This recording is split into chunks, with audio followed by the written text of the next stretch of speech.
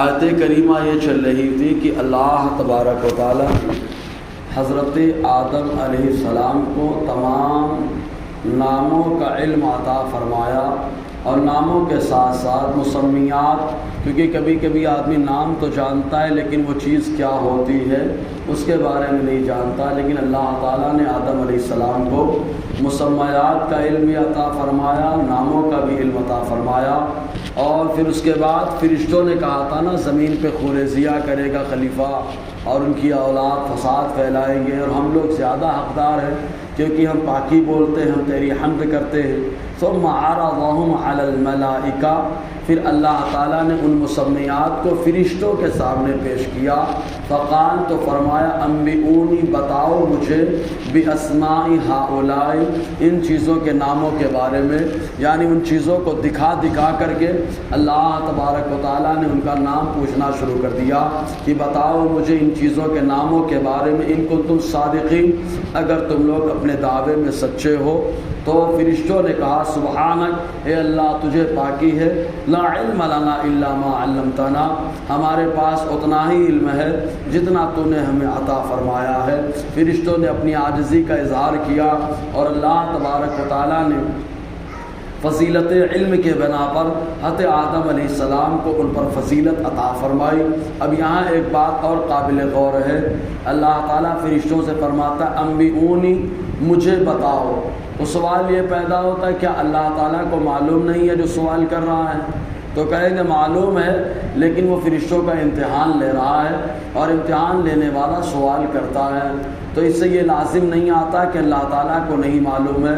اللہ تعالیٰ نے آدم علیہ السلام کو علم عطا فرمایا، اور دنیا میں جو بھی علم ہے سب اللہ کی عطا سے ہی ہوتا ہے، تو یہ سوال کرنا فرشتوں کی آزمائش اور امتحان کے لیے تھا۔ جیسے اللہ تبارک و تعالیٰ کبھی اہمیت بتانے کے لیے سوال کرتا ہے۔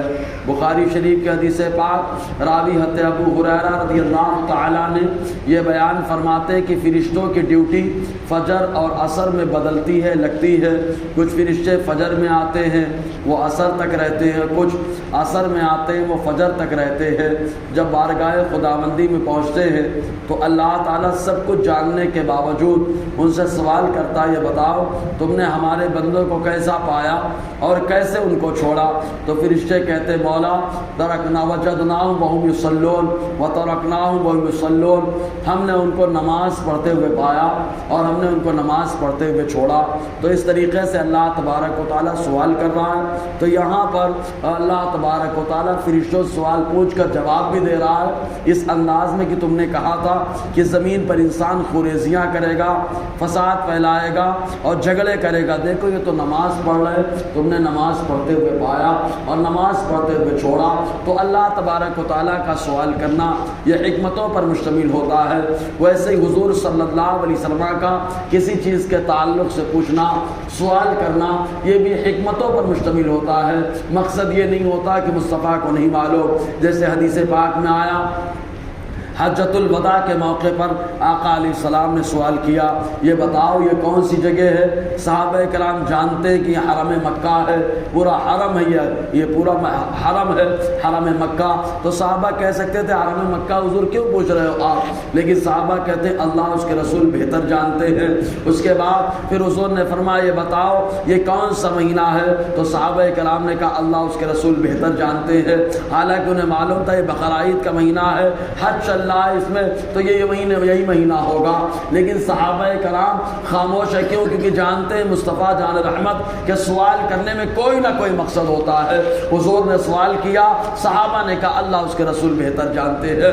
پھر اس کے بعد ارشاد فرمایا آقا علیہ السلام نے جس انداز میں آج کے دن اس مقام پر جنگ کرنا ایک دوسرے سے حرام ہے، ویسے ہمیشہ کے لیے آقا نے فرمایا ایک مسلمان کی عزت پہ حملہ کرنا دوسرے مسلمان کے لیے اسی انداز میں حرام ہے۔